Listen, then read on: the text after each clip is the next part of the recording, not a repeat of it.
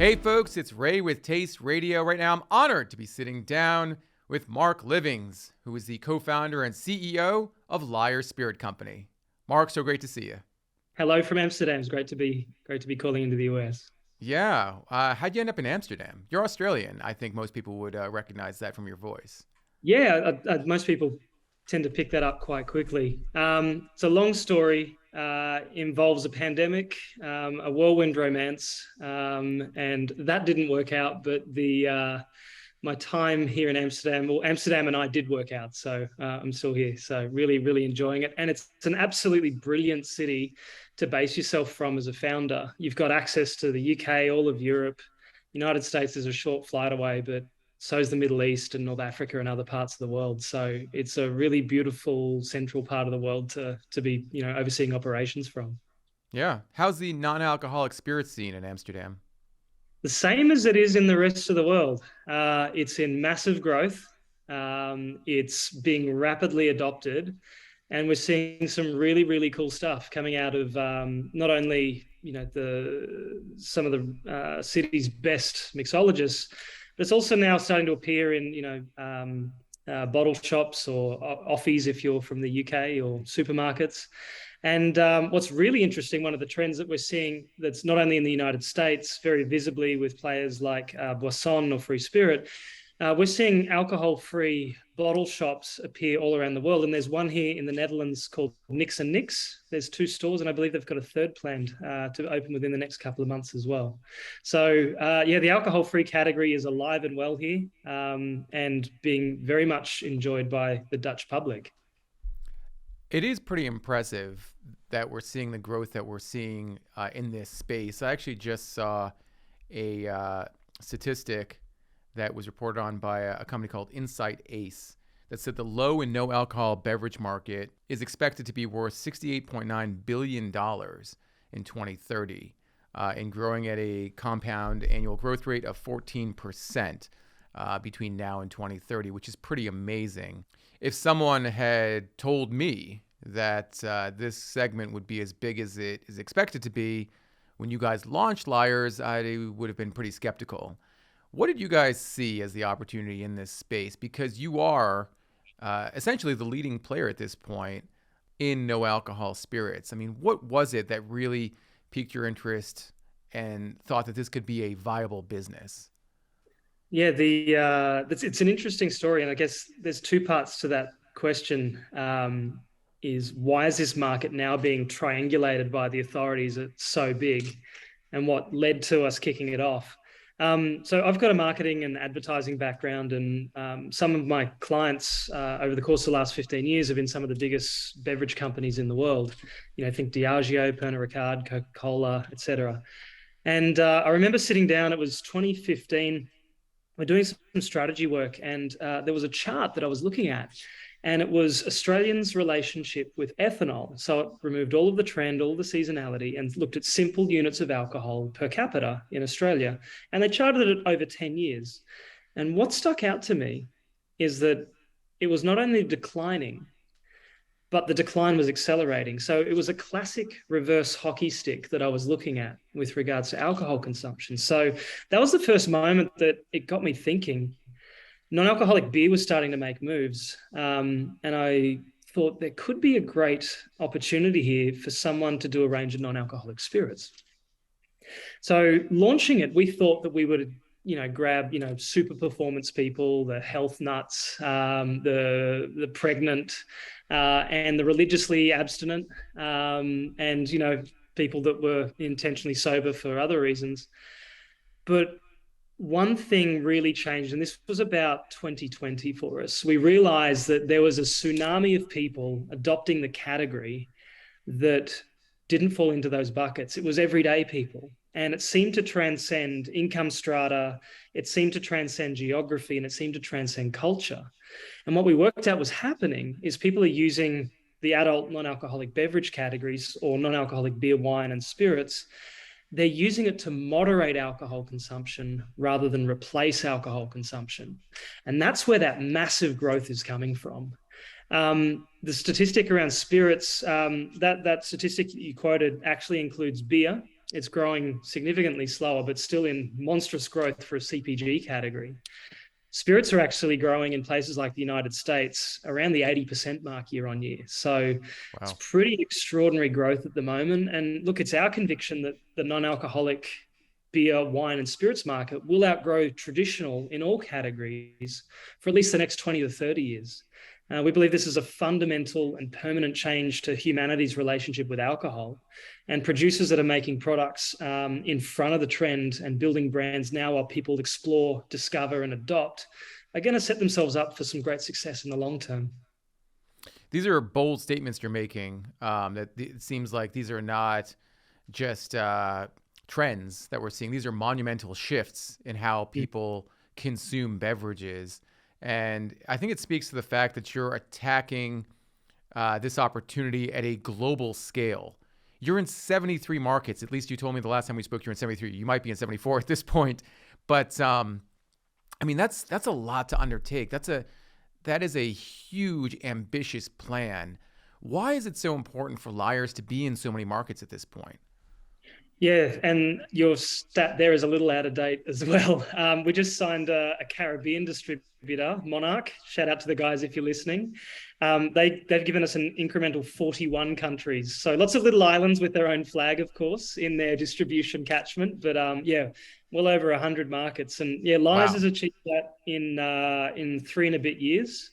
I was talking to the guys at Heineken a couple of weeks ago, and it took them 7 years to get Heineken 0 to 100 markets. So they're pretty blown away by how quickly we've moved. But to answer your question, why it's so important, there's a couple of things. One is that we saw that this market was growing, transcending cultures, and it's also transcending international boundaries. And what that means for us is there's a demonstrable and very, very valuable first mover advantage available to the brand that first manages to grab itself a global footprint. The second thing that's really interesting, and I don't think a lot of people in beverage realize this until they've worked as part of a global brand at a very senior level, there's some very, very important accounts that you can only service if you have full global availability. And those are things like the international hotel chains. Those are things like airlines. And those are things like the very, very important travel retail providers like Heinemann, Dufry, or DFS. So getting access to those accounts early and providing them with a supportive supply chain, which means that your brand can support all of their outlets for sale internationally, and getting there first means that you can virtually ring fence those sorts of accounts early, protect them, and help them grow with the category as the category grows as well. So they're the sort of core reasons why we've scaled so rapidly. It's expensive to do that, though.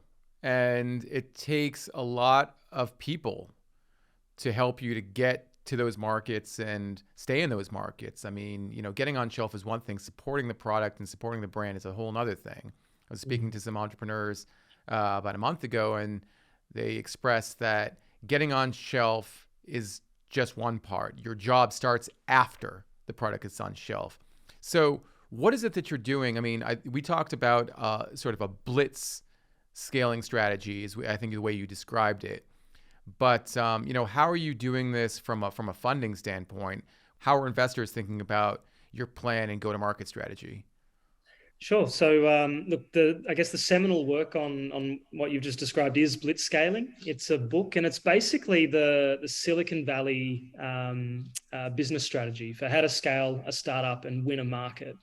And you're right, it is expensive. So Lyres is venture backed. We've been backed since the beginning. We've been through numerous fundraising rounds, and the business right now is not profitable.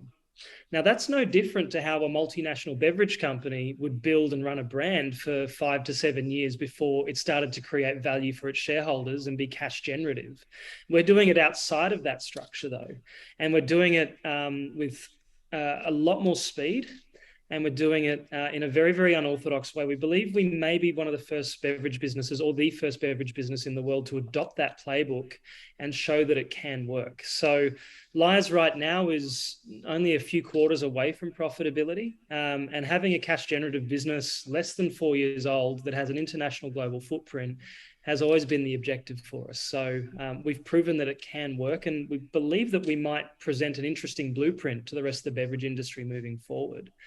But it's not for everyone. It's the other part of your question involved, building rate of sale and so on. What's really interesting about our category is, given the growth, given that it's nascent, that the rate of sale of these products is going to be determined by adoption.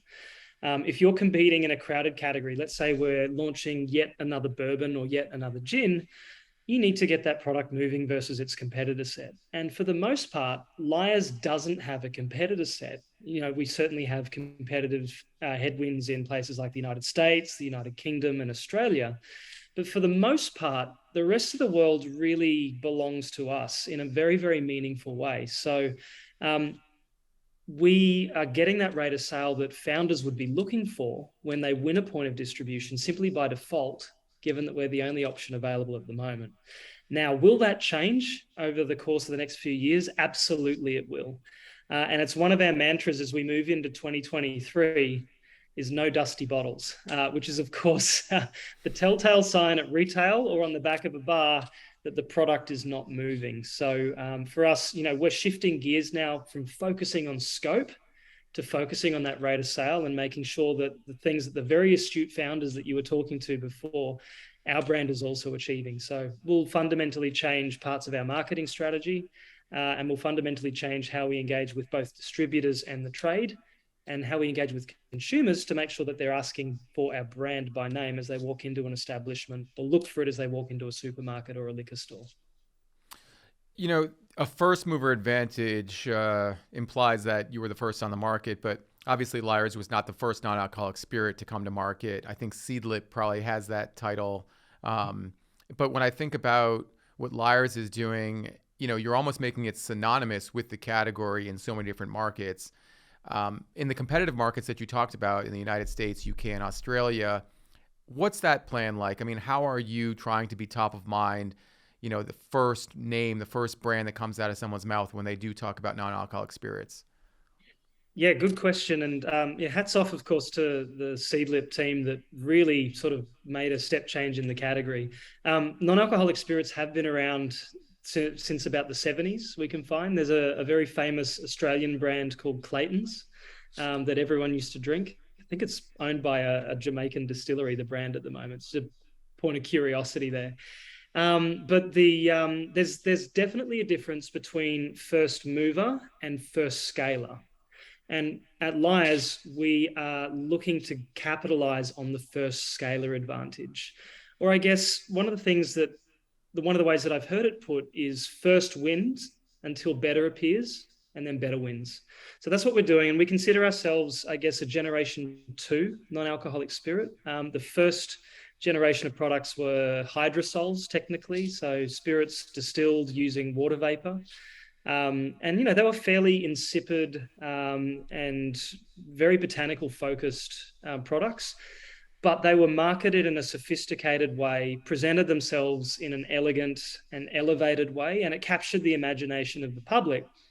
And we saw demand rush into the vacuum that was sitting there for years without anyone having identified the opportunity and presenting an adult appropriate spirit alternative like Seedlip did.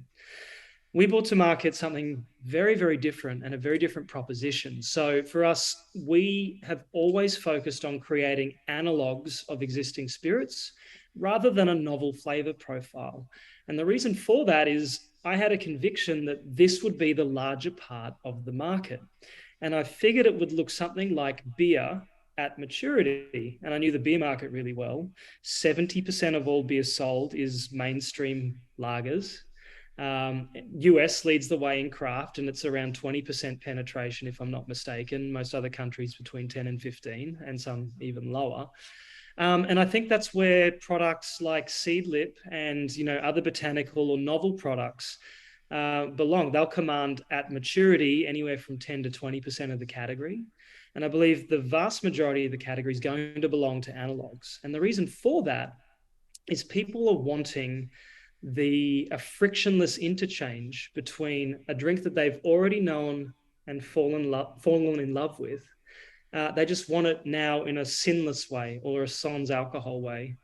So that's what Lyres does, is we enable that frictionless interchange there.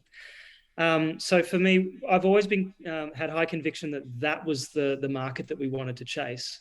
And we set about building the best in class liquids. And for me, this is where I answer your question. Sorry about that. So It's important. Context is important. So thank you for this. Yeah, for sure, of course. But look, there's two ways that we go about making sure that we are top of mind, and we are hopefully retaining that leadership position in the category that we fought really hard to grab across the last 3 years.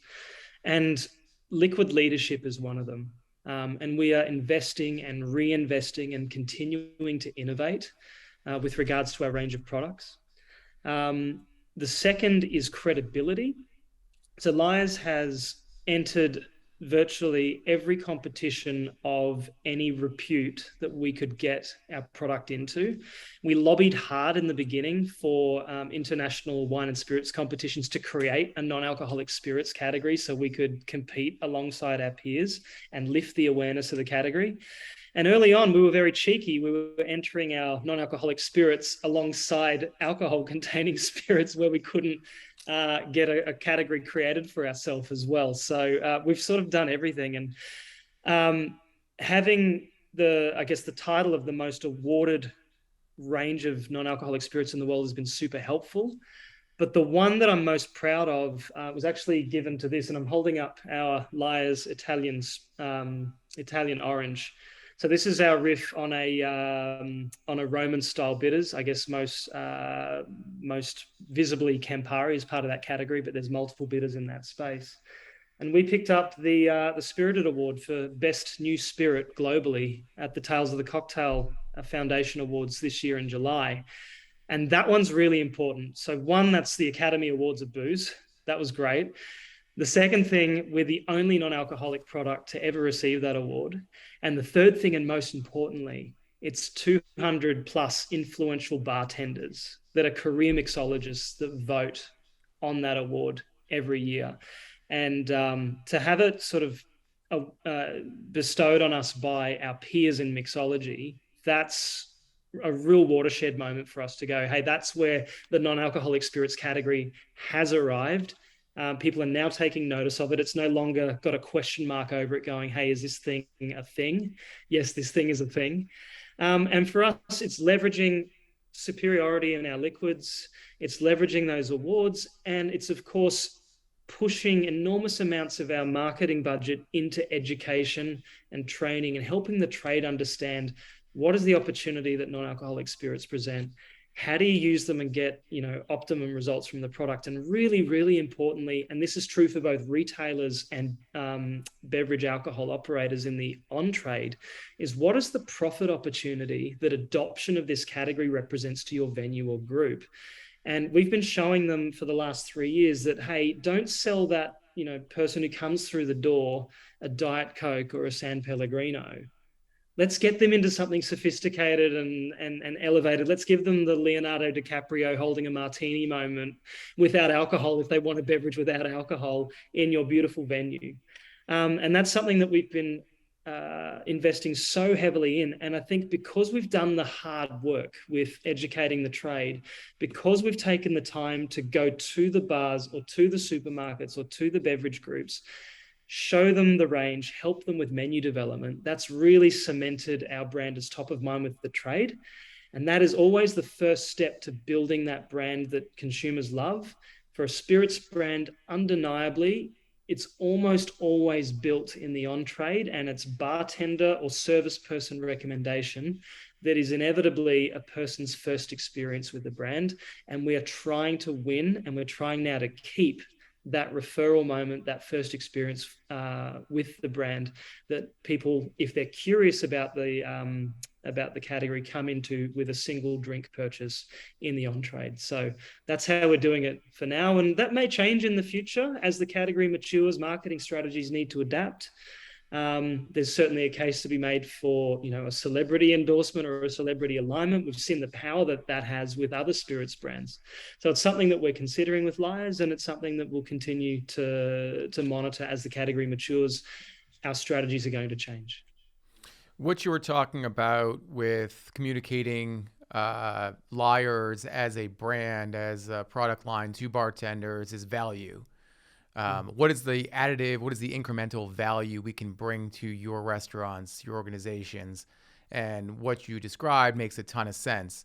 I think the one thing that has been lacking in this space for a long time is great flavor. And it's interesting that, we finally come to this question of what does it taste like?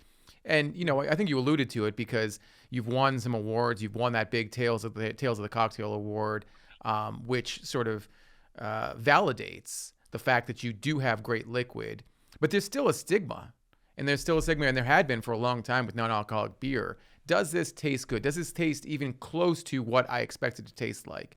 We break the original down. And look, you take a measure of bourbon. Let's use Jack Daniels as an example. So we'll grab Jack. So that's the flavor profile that we want to land as close to. And, it's really interesting when you look at flavor. And you can, appreciate the final product. So let's say we're looking at our Jack Daniels, and what are the notes that we're picking up there? There's definitely cereal grains, there's definitely caramel, there's definitely vanilla. If it's a Jack Daniels, there's definitely big banana esters in there.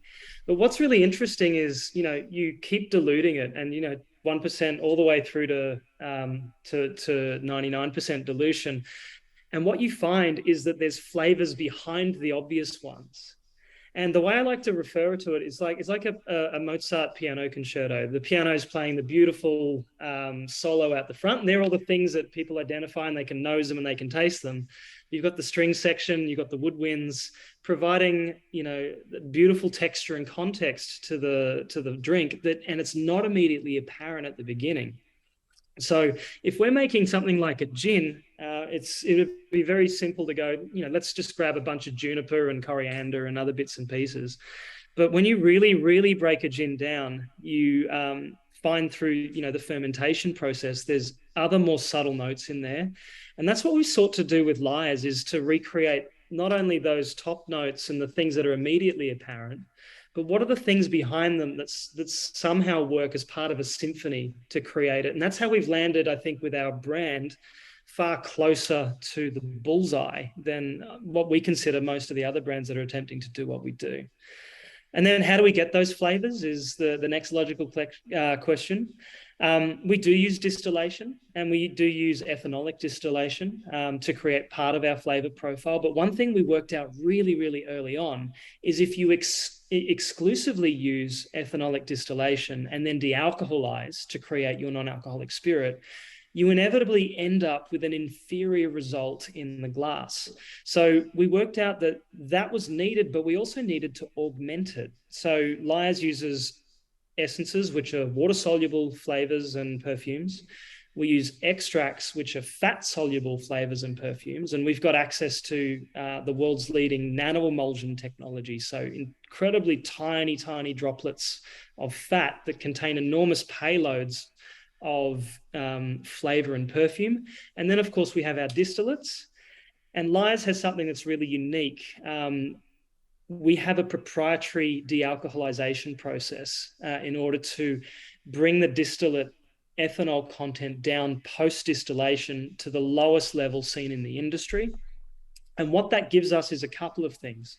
One, it gives us enormous headroom to play with distillates as part of our beverages. So we can hit the 0.5% ABV threshold with a whole bunch more flavor than most of the other players on the market that don't have access to this technology. And the second thing that technology gives us is, where appropriate, and it's expensive tech, but where appropriate, we can launch true non-alcoholic spirits, so 0.0% ABV non-alcoholic spirits. And that's what opened markets up for us, like the Middle East, where the guidelines for alcohol content, unlike most of the rest of the world at 0.5% ABV, theirs is 0.05% ABV. So it allows us to launch our products into markets like that, which is truly interesting because, since the Islamic Revolution in the 70s, most of the countries of that region haven't seen alcohol for a very, very long time. And we actually built Saudi Arabia's first speakeasy, we think, in order to launch our products as a pop-up, and it was a lot of fun. But the point I was making is, not only are we creating great liquids using science and our understanding of flavor, but it's also because we're looking at it objectively and from a scientific basis, it's opening up entirely new markets. And what's really, really interesting is that there's 2 billion religiously abstinent humans on the planet. And now the spirits industry has a product that's now viable for 25% of the population of planet Earth. So we've just increased the TAM of the spirits market, the total addressable market of spirits, by 25% simply by existing. And we spoke earlier about fundamental shifts in the spirits market. If that's not one of them, I don't know what is. So it's a really exciting time to be working on this as a founder, working on this as someone who loves beverage, embracing science, which I personally love, and then being recognized through the awards that you spoke of. So yeah, it's a really cool thing that we're doing, I think. It's great to see how happy you are, Mark. I'm watching this video, and I can tell how excited you are about this opportunity. And when I think about entrepreneurship, I mean, that's why you get into the business, is because you do want to do something that is not only great for yourself, but great for others. And it sounds like that's exactly what you're attempting to do with Lyres. I do want to back up for a second and talk about this expansion, this global expansion of Lyres. Only 3 years in, you said you're in over 100 markets at this point. Yeah. And on this podcast, 99% of the time when an entrepreneur talks about getting started, they talk about an inch wide, mile deep, going big in your backyard, making your mistakes local, and identifying where you can scale from a small sample size. When you launched Lyres, I believe it was in the Australian market. Yeah, Australian market was first, July 1, 2019. And what did you learn about how consumers perceive the brand, particularly ones that A, were looking for sort of a flex sober approach to drinking, and B, those ones who never drank at all? And how do you apply those learnings to the distribution expansion? Yeah, look, great question as well. Within our first quarter, we had 6 markets launched. So Australia, New Zealand, the United States, the UK, Singapore, and Hong Kong. So we were thinking global from day one. Before we started, we were already chasing that big global footprint. Australia, given our relationships there, we know the retailers well, we know a number of influential on-trade operators and groups, meant that we could get some great traction out of the blocks. And for us, I have to be honest, the initial discussions went something like this. Who the hell are you? What the hell is this? Who the hell wants to drink a non-alcoholic bourbon? No one's going to buy that. The product is how much? Get out of here. And now it's flipped to, hey guys, we know who you are. We're excited to taste your products. Can you help us develop our beverage strategy and our menus? What are the products we should stock as a retailer?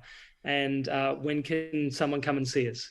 And that's happened so quickly, but it was a massive extreme where we had, I like to call it ethanol fetishism, where we had an industry that was hyper addicted and conflating alcohol and alcohol content with value.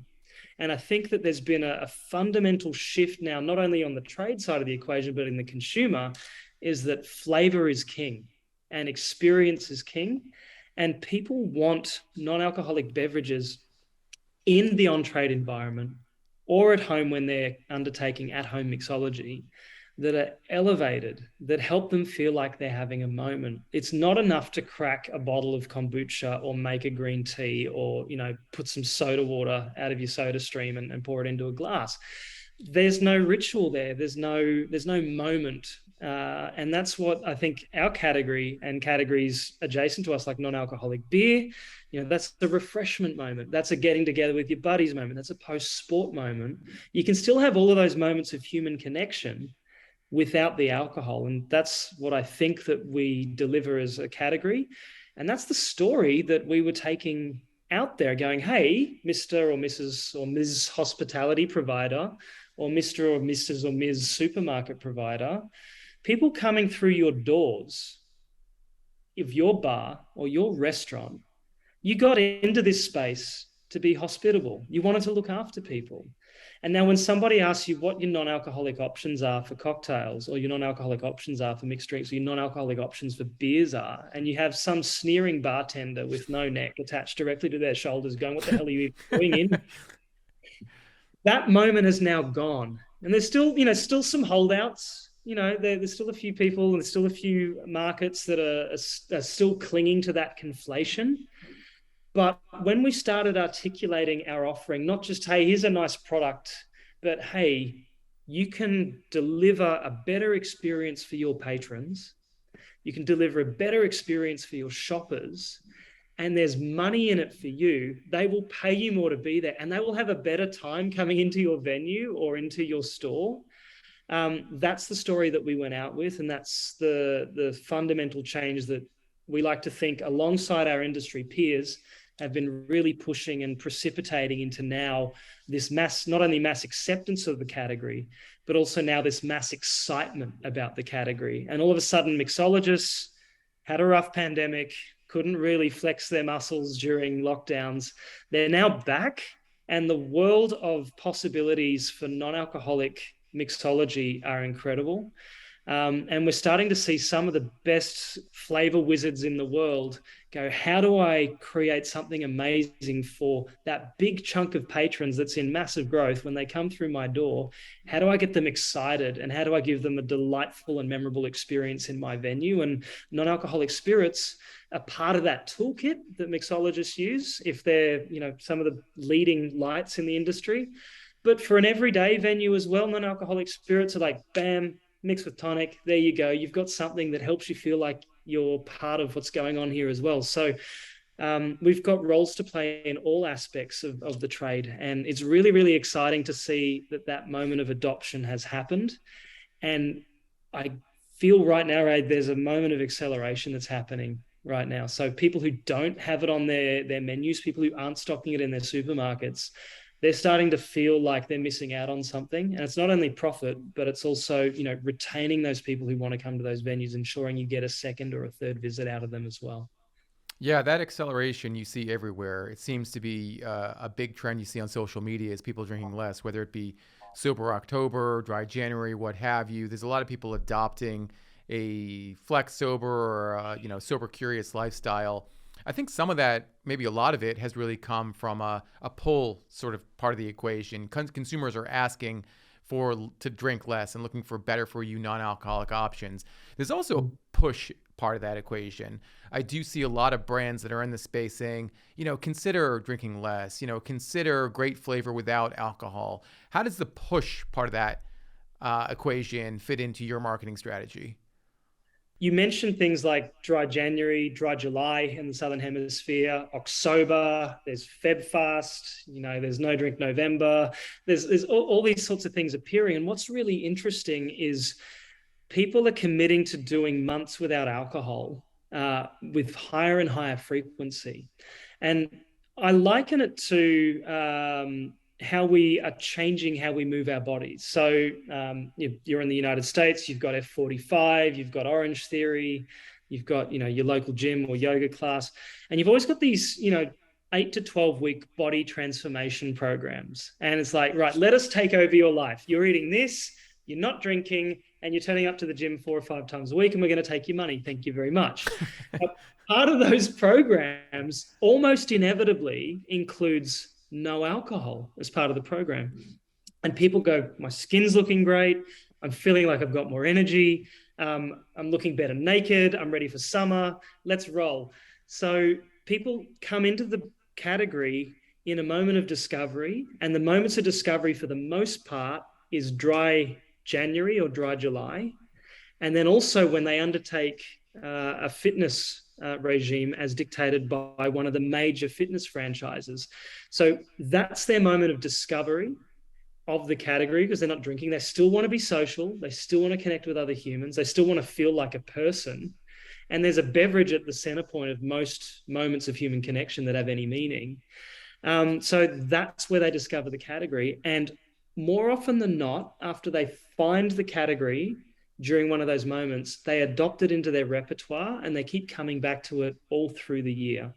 So spirits typically live on, for most people, unless you've got a problem or you're a responsible industry professional, most people, spirits live on a Friday or a Saturday, typically in the evening. That's the only time of the week that they live. For the non-alcoholic spirits category, though, we have relevance between Sunday and Thursday, also Friday and Saturday if you're not drinking.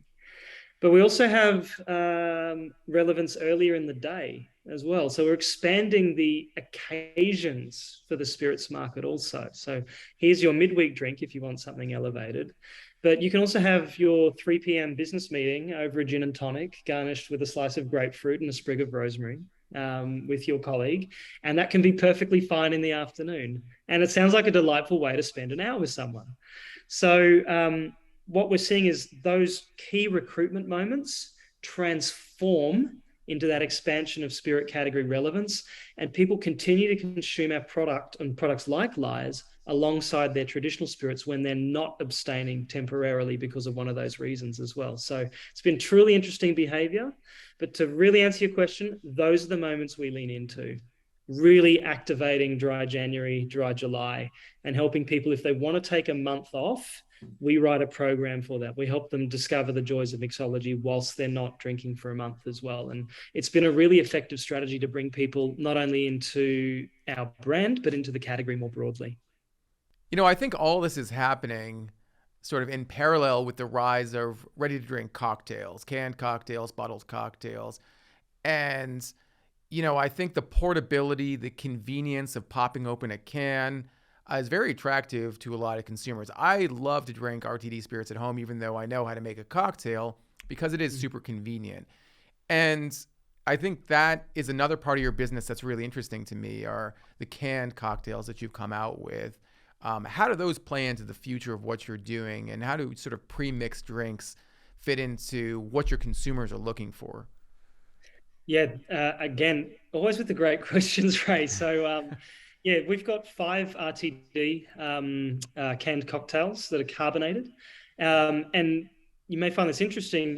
Yesterday, we launched 3 RTS, so ready to serve still in glass cocktails. So of the RTDs, we've got a non-alcoholic sparkling wine style product. And then we have a gin and tonic. We have a spritz. We have a dark and spicy, not a dark and stormy. That belongs to Goslings for anyone listening. Don't rip their trademark off. And an American molten cola, or an analog of a bourbon and Coke.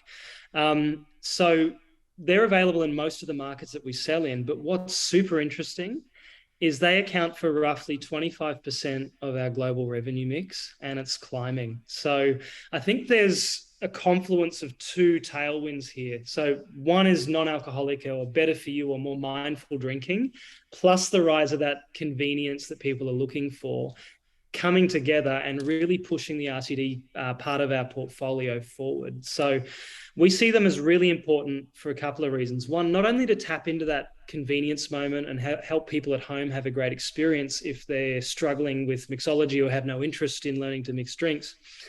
But the second thing is they're at a far, far lower and more accessible price point than a bottle of non-alcoholic spirits. So one of the core reasons we know that people don't come into the category, so the number one reason people don't come into the category, they don't know it exists. So we peg it at the moment based on our own research at around 20% of humans in places like the United States know that non-alcoholic spirits are a thing. So that's 80% of the people that don't know that that optionality is out there. So we need to solve for that first.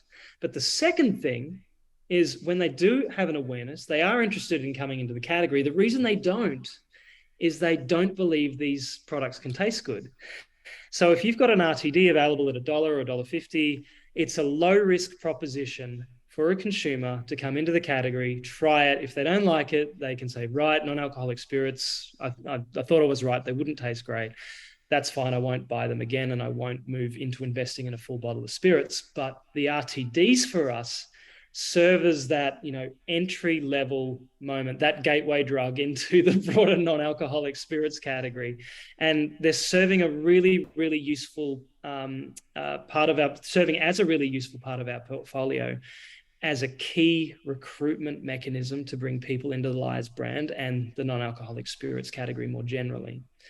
The second point I'll make on at-home mixology, and I talk about this a lot, is we absolutely boomed during the pandemic, and it would have been about April or May. We thought we were going to go out of business. It was a near-death experience. Hospitality sector shutting down. Supermarkets hadn't discovered the category and hadn't adopted our product by then. We're like, we're screwed. And lo and behold, the e-commerce capability that we built out really just fired up and started to fly. And we looked at what the hell's going on here. So you go to Google, and you go to the other internet great search engine, which is Amazon, and we go, what is going on with the consumer? And I'm sure you remember the boom in at-home sourdough making, at-home pottery, and so on. What was really interesting, cookbook sales went ballistic during the pandemic, but right behind them, and this isn't known by many people, right behind them was bartending and mixology books and instructive guides. So we saw the pandemic create a whole new generation of at-home mixologists. And that was a second of two confluences. So one, this at-home mixology passion that's going on, and two, a desire to drink better or more mindfully, at least occasionally, as per the last question, for a month of the year, or more generally. And those two things are coming together to create enormous demand in home for non-alcoholic spirits as well. So the RTDs serve that great purpose at the low price point, and they service that convenience. But the at-home mixology boom that's the pandemic sort of kickstarted doesn't look like it's slowing down at all. So it's a pretty exciting time to have products available that service both of those consumer wants and desires. That's such an interesting thing to hear. Are people still making cocktails at home though? Because that was a couple of years ago that, you couldn't go to a bar, you couldn't go and get, your favorite cocktail. Do you see that as being a trend that will continue to exist, well beyond whatever stage of the pandemic we're in? For sure. And look, I think it should go without saying, we've seen e-commerce sales, and you can look at any publicly traded, e-commerce company to see that, people have returned to bricks and mortar. And online grocery players, online food delivery services, or the grocery and the beverage portfolio of major marketplaces like Amazon, for example, have significantly declined now that the hospitality sector has reopened. But that was a decline from a peak where the market had changed its dynamics considerably, and it's now reverting to the norm. So I do think that we'll see those behaviors that were developed during the pandemic continue to service the at-home mixology community. But it's certainly the more exciting thing for us is seeing the hospitality sector reopen and, non-alcoholic spirits roar into life as cocktail menus were being designed for reopening. All of a sudden, non-alcoholic was top of mind for these venues, and it really breathed incredible life into the non-alcoholic spirit sector. So whilst at-home mixology is important, I am far, far more excited currently about the mass adoption of, non-alcoholic options ubiquitously by the hospitality community. Yeah, I actually had a conversation with one of the co-founders of a very well-known and respected bar, the Dead Rabbit, who coincidentally is not a drinker himself. He gave up drinking a few years back, and he had talked about the opportunity for non-alcoholic spirits. And I asked him, whether or not the Dead Rabbit had been embracing some of these brands or not. And the Dead Rabbit is expanding into new markets. They're opening bars across the country, so it's an important question for him and for the future of the category. As far as I could tell, he said, yeah, we're looking at these things, but again, it's a question of like, are these spirits that our customers want? And, teaching the front lines of teaching people about these products are those bartenders, are those mixologists. I think there was a question, however, about whether or not spirits should be compared to the quote unquote original thing, whether an American malt should be compared to a bourbon, or whether original spirits should be created to attract new consumers to the category. How do you feel about that dynamic between, comparison or sort of analog versions of original spirits versus completely new spirits, and bringing these new ideas to market? Yeah, and look, great that you were chatting with Dead Rabbit. That was one of our first world's top 50 bars that adopted the Lyres brand. And yeah, we've been proudly on the menu at Dead Rabbit for the last couple of years. I think we've helped them make 2 or 3 of their non-alcoholic options on there. But to answer your question, I think that the category requires both. I think the majority of the demand sits in analogs, as we spoke about earlier in this show. But for me, there's certainly space for people to be presenting new flavors, new flavor experiences to the public, to the trade, and helping create things on the way through. So for me, it's that frictionless interchange. I love gin and tonic. I want a non-alcoholic gin and tonic. Here you go. That is an addressable market. Or I'm out, it's Friday night, it's date night. I want a really interesting new experience for my palate that I can't possibly create at home. What can you give me, Mr. or Mrs. Mixologist, that really delights my senses and so on? And part of that creation may include a non-alcoholic cocktail with a novel flavor profile. And we see novel flavors appear all the time in the traditional spirits category. And we don't say, well, maybe we should stop making bourbon and gin and scotch. No, we don't say that at all. We go, hey, how cool is Italicus when that turns up with like this cool bergamot liqueur that the world goes bananas for? Or the other end of the spectrum, Fireball coming out of the ski lodges of Canada and taking the world by storm. It doesn't mean we stop making the things that people know and love and that their palates are accustomed to and they actively seek out. But there's also room for the new in the traditional category. So I say to that, why not both in the non-alcoholic category as well? Mark, this has been such a great conversation. And I think one of the things I really love about speaking with you is that you have such a great mastery of your own brand. You're an expert at Lyres. It's very clear. And the entrepreneurs that I mentioned earlier in the show, the ones who were talking about your job starts after you get product on the shelf, we're talking about in that same conversation that you have to be, or it's great to be, an expert at your own brand. It's very easy for you to be able to communicate, not just that you know how to run your brand, but that you're intimately connected to every part of the business.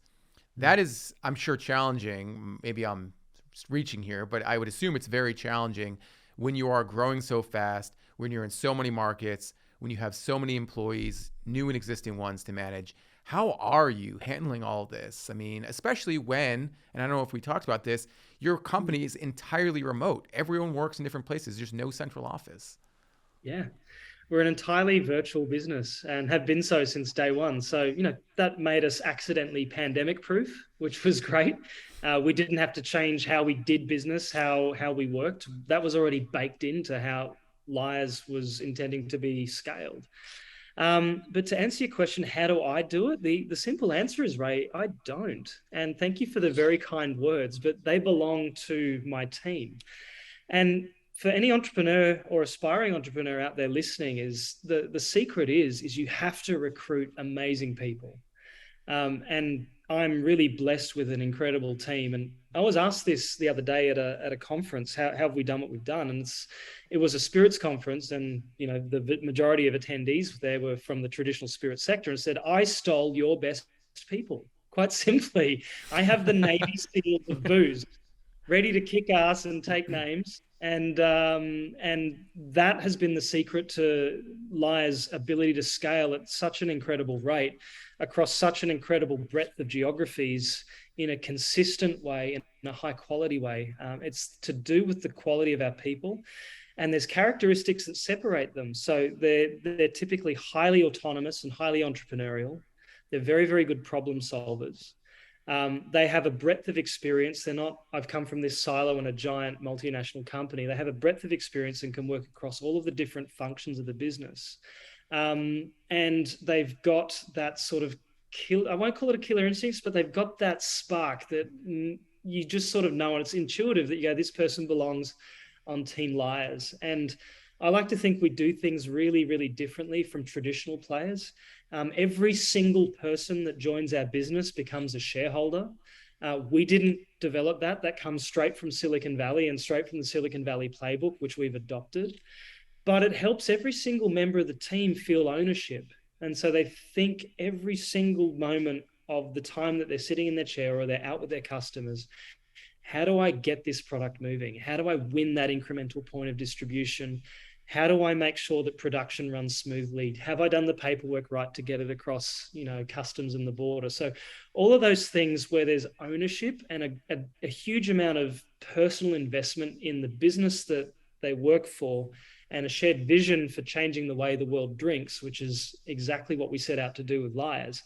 I think we've successfully managed to instill that culture throughout the organization, and the people more than anything, the culture that we've created and the vision that we try and articulate and re-articulate daily in terms of what we're attempting to do with the team are the secrets to getting that right. It almost feels like, and this is such great advice you're sharing. Thank you so much. It almost feels like you're not running a beverage company per se. You're running, I don't know, this might sound I'm a little over the top, but you're running like a movement. You're running something that is, beyond the product itself. And you have to get people to buy into that movement as much as you're bought into it. That can be kind of a stretch for some people when you are hiring, that that this is something that is, at a scale, at a vision that, hasn't necessarily been done, in the beverage industry. And that's, what you talked about at the top of our conversation. Is that buy-in intuitive, for some of these folks? Do they know what they're getting into? Or is it sort of, we have to help them understand where we're going as a company, what we're trying to do with Lyres? Yeah. And look, I don't want to sound too hyperbolic here as well. There's a risk of that. And people within the non-alcoholic adult beverage market can be sanctimonious, particularly around not drinking and how bad alcohol is for you. Everyone on the team, I think, with a handful of exceptions, is a mindful drinker. So they don't drink, and they do drink, and they balance them together. But one of the things that you said is really interesting. We're not just selling a product; it's a movement. I like to think what we are selling is inclusivity. And that's what we go out there and we lead with. It's like, hey, we talked about this before. There's patrons coming through the door and you don't have options for them and they're not feeling welcome in your venue. Well, they're coming into your supermarket and they're looking for options that they want to take home because they've got a member of the family that's not drinking for whatever their reason happens to be, and they're not finding options for them here. So, we're not being great hospitality providers unless we're giving everyone a great experience that comes through the door or through the front doors of our store. So that inclusivity piece has been at the center of why we do what we do. And there's experts far better than I am at terms of building culture, Simon Sinek, etc. But why we do what we do is to help every human on the planet not feel awkward sitting there when they're at a post-work event or at a wedding and they've got the dreaded club soda or the dreaded Diet Coke with a slice of lemon in their hand, and everyone's got a schooner of beer or they're holding a beautiful cocktail. We want to give them that moment where the social anxiety is gone. They're not holding a physical artifact in their hand that says, hey, I'm different from everybody else here in this moment. We're giving them something that looks and smells and tastes like the real thing, and they feel part of something. So that's why we do what we do. And the way we know that we're heading in the right direction, and this is, I guess, our mantra and the vision for our business, we are changing the way the world drinks. And the second part of it is, how will we know we've done it? There's a bottle of Lyres behind every bar in the world. So that's what's called our big, hairy, audacious goal, is a bottle of Lyres behind every bar in the world. And it instills a sense of restlessness and relentlessness within, your business, within your team, that is what we're striving for together, is total saturation. And for me personally, I really don't mind if it's Lyres or another product, but if we've transformed every bar in the world, every restaurant in the world, and every supermarket or bottle shop in the world to having mindful drinking options alongside the traditional, then we've fulfilled our purpose as a business, and we don't need to sell inclusivity anymore. It's just there around the world for everyone to enjoy.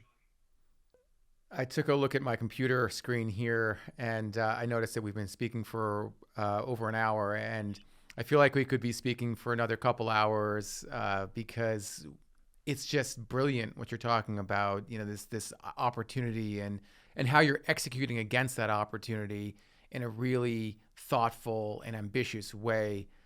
Mark, it's been so great speaking with you, and now I feel like I need to come out to Amsterdam, maybe for part 2 of this conversation, for maybe an evening of mindful drinking out in the town.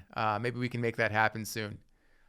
I'd love that, Ray. And thank you for your very, very insightful questions. And it's been a real pleasure to chat to you on Taste Radio. So thanks for having me.